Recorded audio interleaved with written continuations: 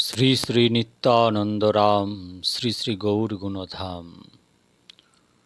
The Life of Love, Biography of Srimad Radha Raman Charan Das Deb, the veritable embodiment of Sri Chaitanya Mahaprabhu's universal religion of love by Dr.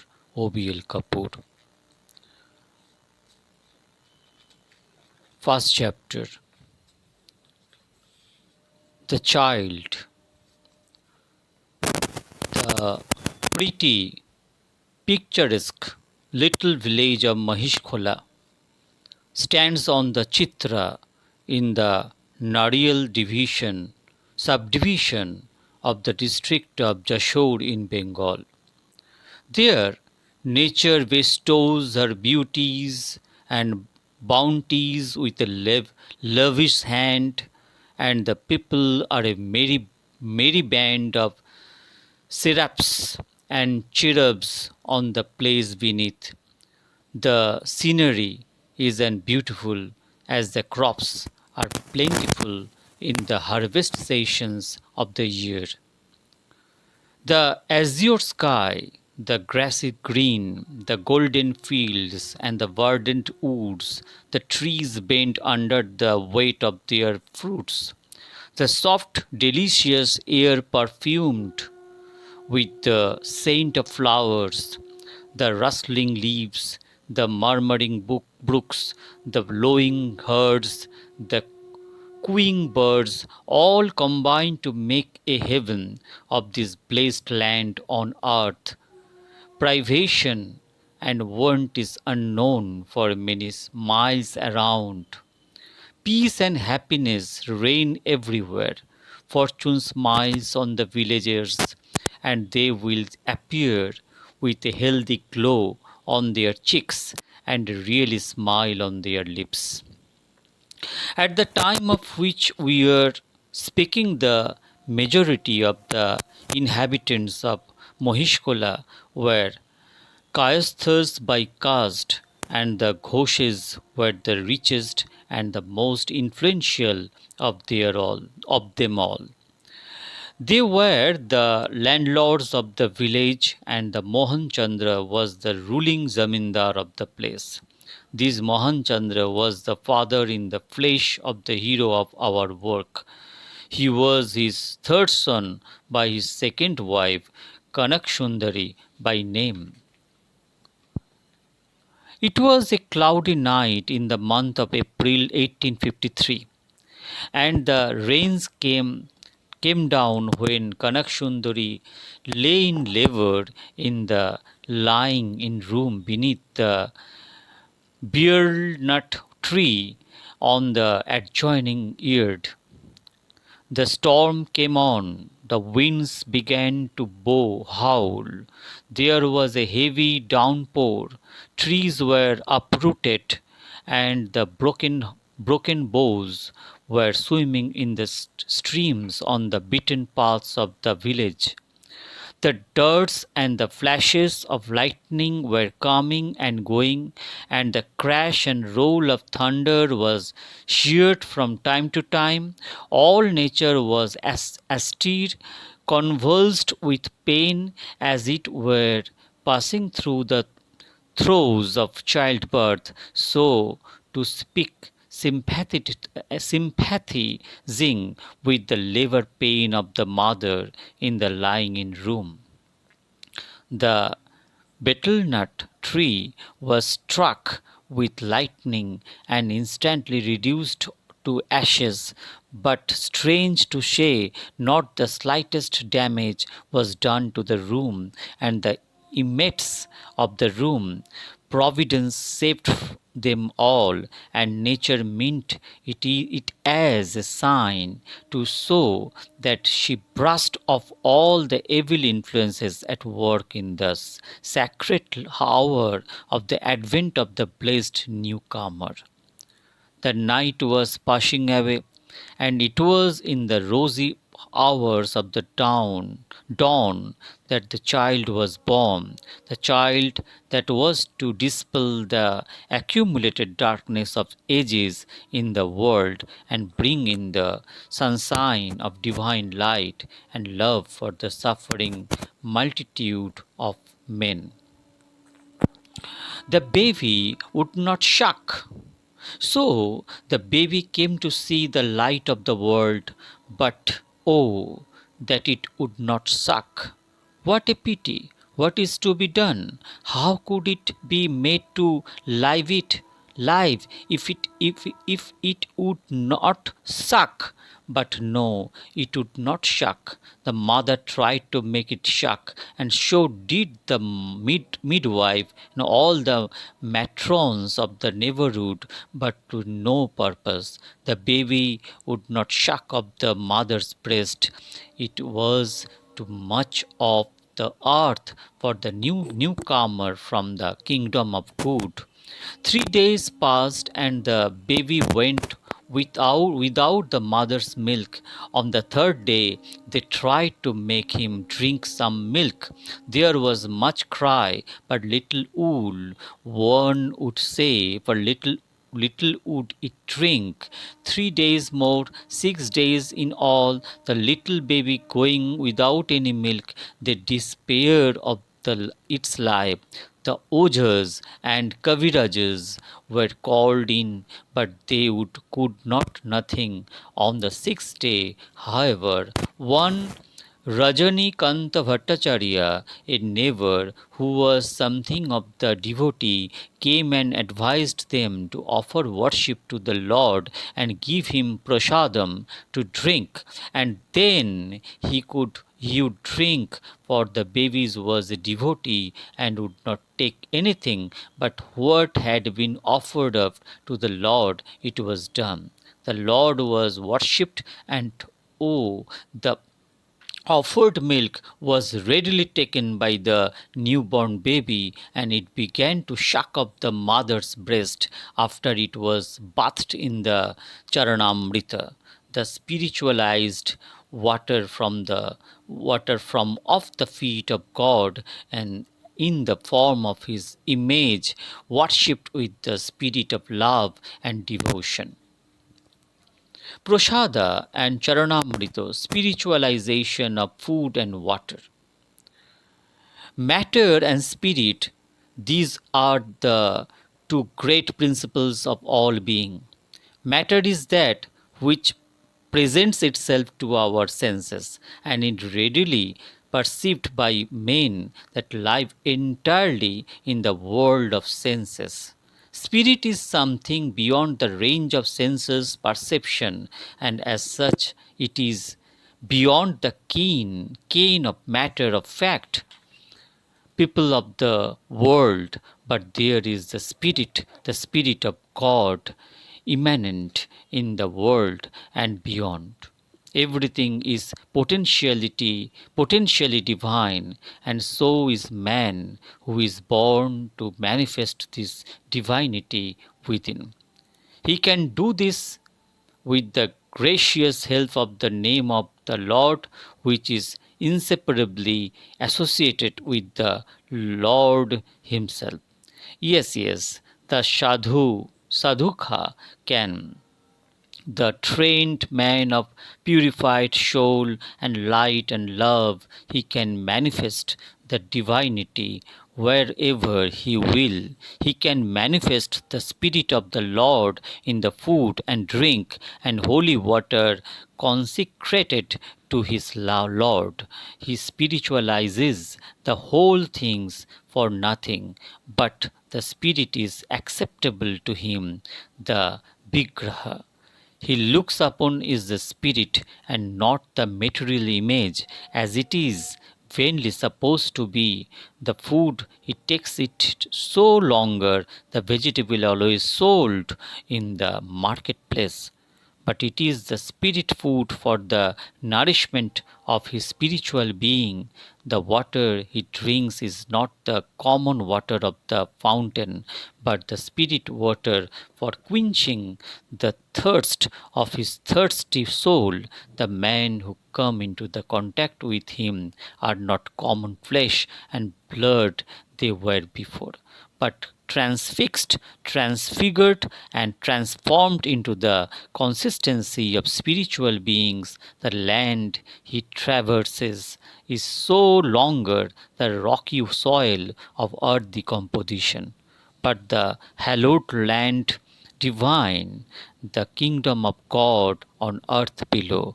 There, this is a true, no mystery, and we come to know it by and by in the natural course of our spiritual development in life.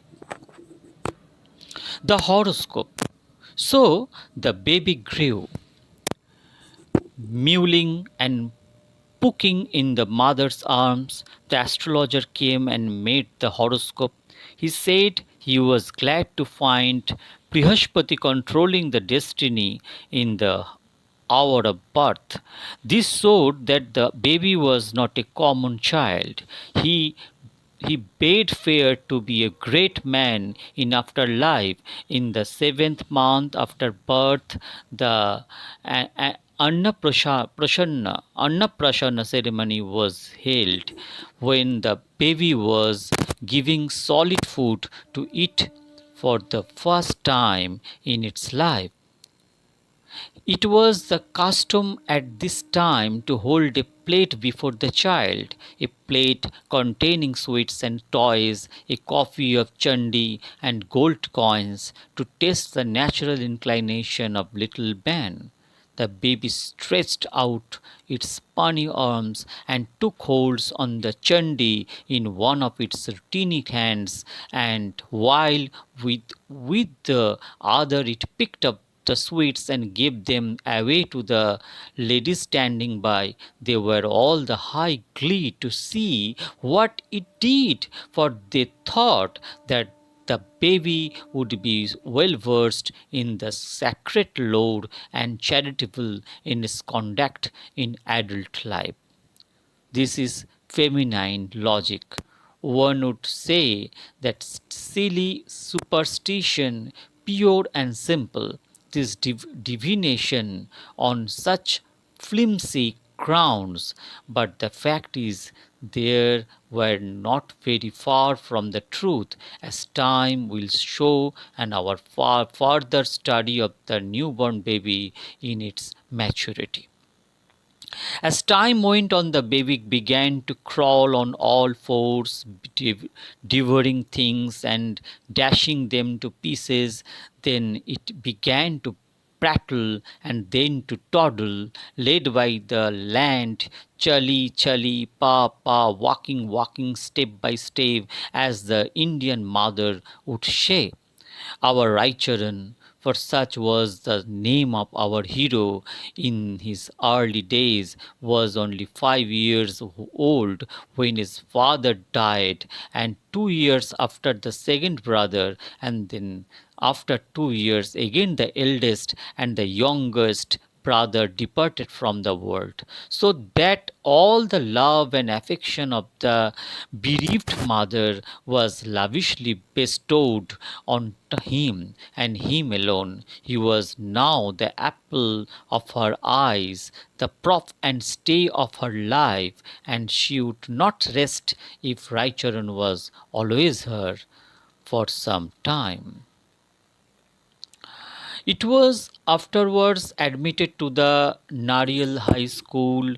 A schoolboy as he was, he had to attend to his family affairs, all for want of a proper guardian to manage them in the behalf.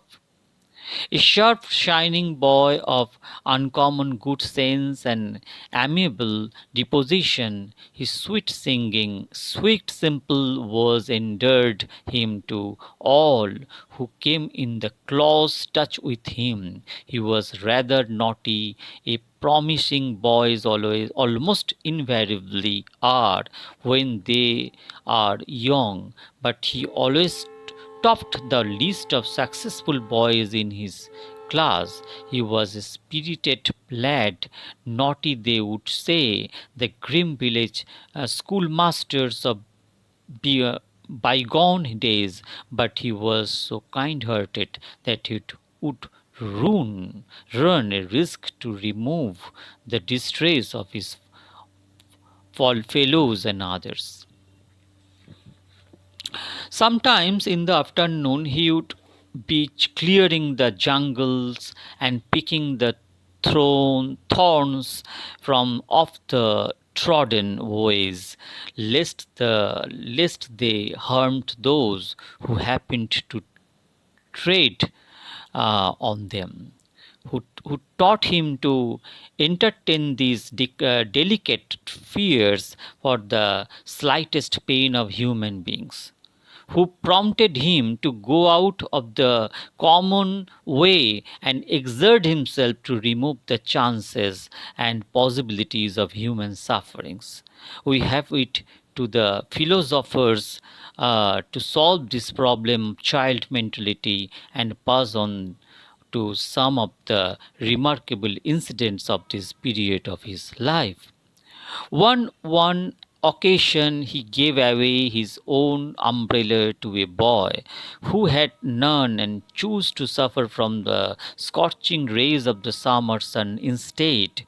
On another occasion he found on his way home a poor man shivering with cold in winter. His kind hearted melted with pity. He wrapped him with his shawl and came shivering back to home. He was very happy at heart to think that that man was cozy and comfortable in the warm clothing. But he feared his mother would take him to task for giving the costly thing away. But his mother was no ordinary mother. When she heard it all, she approved of his conduct and blessed him heartily for what he had done. It was afternoon. Raicharan was passing the way when he noticed the old man lying on the wayside. The man had fever on his way home from the market, and the bundle of foodstuffs was lying at the distance by his side. He could not master strength to carry his baggage, but even to walk unaided back to his poor lodgings. He was weeping. This was too much for Raicharan. He lost no time to put the bundle on his own head and lent him a helping hand to see him home. The poor man was overpowered and hastened to tell him that he belonged to a servile caste.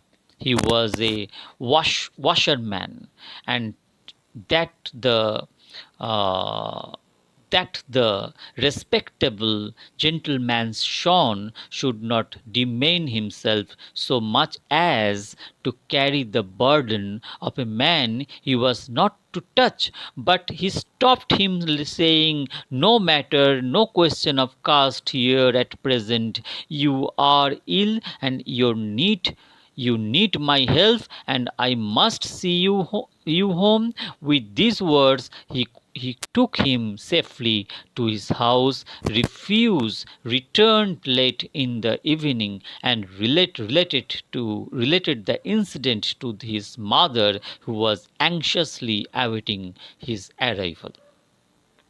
Instances of the kind might be multiplied, for his life was full of them. His life was really never-ending series of such loving sacrifices for suffering humanity at every stage and period of his life. To be good was easy and natural with him, and he rendered them these services to his fellow men without any artificial constraint and without any distinction or discrimination. These are petty details, it may be urged, but they are all the more important on that account, for they alone can help us to make a true estimate and correct appreciation of a man's worth. The little acts of daily life throw a flood of light on the real character of a man more than the golden deeds. Then, on the grand occasion, before the wondering gaze and loud applauses of multitude of men, a man is really good if he is good not only in public but also in his private life, not only when he had made a noisy in the world in his later years, but also when he lived unknown in all obscure village, a mere schoolboy in the early reigns of life. Such was the case with our hero in his schoolboy days, and no wonder he would grow up to be a true spiritualist in his maturer years. Bhojo Nitai Gour Radhe Shyam jopo Hare Krishna Hare Ram.